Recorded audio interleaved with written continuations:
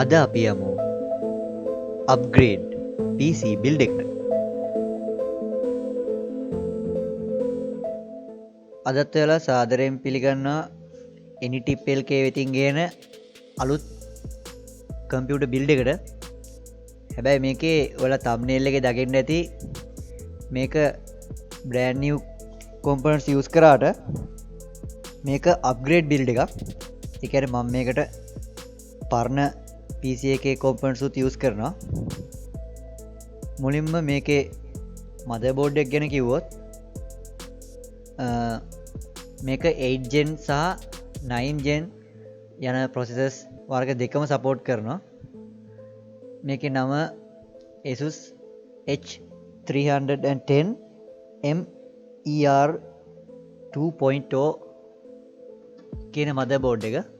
ඒ වගේ මේකේ processor එක විදිහට මම use කරනවා Intel Core i3 9100F කියන processor එක. මේකේ ඔයාලට පේනවා අකට F කියලා තියෙනවා. ඒ කියන්නේ මේකේ onboard graphic නැහැ. ඒ කියන්නේ මේකට අපිට graphic card එකක් ඕන වෙනවා. නැතුව ඒ කියන්නේ board එකේ VGA port HDMI වගේ තිබ්බට monitor එකකට දෙන්න බෑ. අපිට අනිවාර්යයෙන්ම graphic card එකක් ඕන කරනවා. ඊට පස්සේ මේකේ RAM විදියට මම use කරනවා මෙතනදී Corsair value select 2666 MHz DDR4 4GB RAM එකක්. ඒ වගේම ඒ brand එකේම Vengeance 2666 MHz 8GB DDR4 RAM එකකුත් use කරනවා. ඒ වගේම මේකේ power supply unit එක ගැන කතා කරොත් මම මේකට use කරනවා Corsair CV550 watt 80 plus bronze power supply එකක්. ඒ වගේම මේකේ casing එක විදිහට අපි Golden Field ලගේ G9 casing එකත් use කරනවා. එතකොට මේ වගේ unboxing videos මම ඔක්කොම කරලා තියෙනවා වෙන වෙනම. මොකද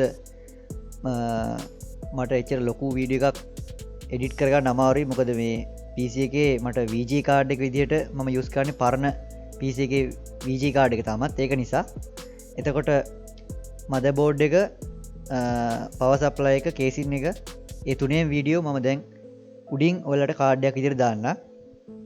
ඔයාලට එතනින් කියලා බලන්න පුළුවන් මේ වීඩියෝ තුනම. එම තමයි brand new components ටික මම use කරන. ඊට පස්සේ මේකේ පරණ PC එකේ components ගැන කතා කරොත් Toshiba 500GB hard disk එකක් use කරනවා. ඒ වගේම Nvidia GT520 1GB graphic card එක තමයි මේකට use කරන්නේ. එතකොට මේකේ ඔයාලා දැක්ක thumbnail එකේ 34000ක් කියලා තමයි දාලා තිබ්බේ price එක. ඒ එතන 34000කට ඔයාලට ගන්න පුළුවන් වෙන්නේ මේකේ motherboard එකයි. ඒ වගේම RAM 4GB RAM එකයි. ඒ වගේම processor එක. මොකද ඔයාලට පරණ PC එකක් තියෙනවා නම් ඔයාලට කිසිම අනිත් දේවල් මෙතනදී අවශ්‍ය වෙන්නේ නැහැ. ඔයාලට 34000කට වගේ මෙන්න මේ motherboard එකයි processor RAM ඒ තුන ගත්තා නම් ඇති. මොකද brand new මොකද use උත් නෙමෙයි. ඒක ගොඩක්ම හොඳයි. ඔයාලට warranty තියෙනවා අවුරුදු 3ක. මේක 8 gen 9 gen ඒ දෙකේම ගියාට මොකද දැන් මේක පරණයි කියලා හිතෙන්නත් පුළුවන් වෙලාවට ඒ වුණාට එහෙම නැහැ. තාමත් ගොඩක් තැන්වල ගන්න තියෙනවා. මගේ මේ යාළුවෙකුත් මේ මෑතක හැදුවා මේක. හින්දා ඒක එච්චර හිතන්න එපා. ඔයාලට හොයාගන්න පුළුවන් වෙයි. මොකද මම මේ කල්නොත් ඔයාලට කිව්වා මේක අප්ග්‍රේඩ් බිල්ඩ් එකක්. ඒ කියන්නේ මගේ පරණ PC එකේ තියෙන components උත් use කරනවා මේකට. එහෙනම් අපි යමු වීඩියෝ එකට. මම මේ විදිහට casing එක open කරගෙන තියෙන්නේ. ඔයාලට පේනවා. ඊට පස්සේ මම කරන්න යන්නේ මේ විදිහට back IO shield එක මේ විදිහට high කර ගන්නවා casing එකට. හරි. ඊට පස්සේ මම බලනවා board එක high කරන්න පුළුවන් වෙන විදිහට casing එකට casing එකේ එන දාන තැන් තියනවාද කියලා. හරි. මම ඒක නිසා එන ටික දාලා board එක casing එකට high කර ගන්නවා මේ විදිහට.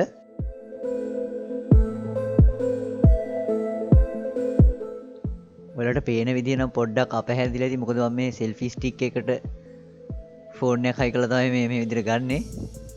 හරි. මං ඊට පස්සේ මේ විදිහට මගේ පළවෙනි RAM එක හයි කරගන්නවා මේකට. හරි මේක 8GB ක්. මම කලින් හයි කරපු එක 4GB. හරි මම ඊළඟට යන්නේ මේ විදිහට ප්‍රොසෙසරේ බෝඩ් එකට හයි කරන්න. මම මුලින් මේක ලීවර් එක මේ විදිහට ඈඩ් කළා. ඔයාලට පේනවා මේ ත්‍රිකෝණික ලකුණ. ඒක බලනවා. බලලේවල බෝඩ් එකේ අර යකඩ කෑල්ලේ උඩ තිබ්බවල දකින්න ඇති. ඒක ගානට බලලේවල මේ විදිහට තියලා මේ ලීවර් එක මේ විදිහට තද කරනවා. මේක හොඳට බලලා කරන්න ඕනේ නැත්නම් බෝඩ් එකේ පින්ස් ඇද වෙන්න පුළුවන්. ඊට පස්සේ මම මෙන්න මේ විදිහට පොඩ්ඩක් thermal paste මේ වගේ පොඩි ප්‍රමාණයක් දානවා.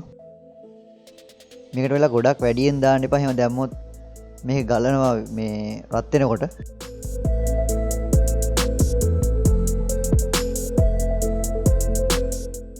හරි ඒ ඉවරයි. මම දැන් මෙන්න මේ විදිහට ප්‍රොසෙසරත් එක්ක හම්බුන කූලින් ෆෑන් එක මේ විදිහට හයි කරනවා.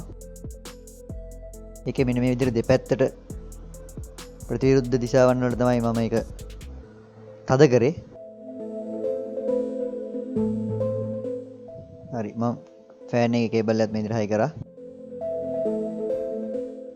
හරි දැන් මට තියෙන්නේ මගේ ග්‍රැෆික් කාඩ් එක මේ විදිහට හයි කරගන්න. මම ඒකත් මේ විදිහට හයි කරගන්න. ඔයාලට මේක පොඩ්ඩක් පෙන්වන්න නම් අමාරුයි මේ ෆෝන් එක හයි කරලා තියෙන විදිහට. හරි ඊළඟට මම හයි කරන්න යන්නේ මේකේ ඔඩියෝ ජැක් වලට එන මයික් වලට වගේ එන ඔඩියෝ ජැක් එක. ඊට පස්සේ ෆ්‍රොන්ට් පැනල් කේබල් ටිකත් මේ විදිහට හයි කරගන්නවා. මම මේවා පොඩ්ඩක් ස්පීඩ් කරලා තියෙන්නේ මොකද වීඩියෝ නැත්තම් දිග වෙන හින්දා. හරි ඊට පස්සේ තියෙන්නේ පවර් සප්ලයි යුනිට් එක හයි කරගන්න. මම කේසින් එකේ අනිත් පැත්තේ පින අයින් කරලා මේක දාගන්නම්.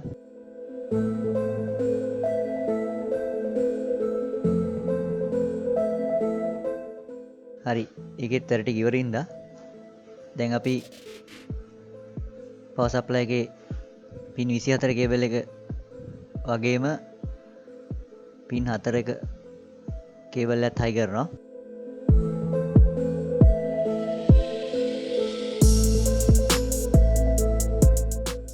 ඒ වගේම USB 3.0 පෝට් එකත් හයි කරා. subscribe කරලා අපිත් එක්ක එකතු වෙමු. මම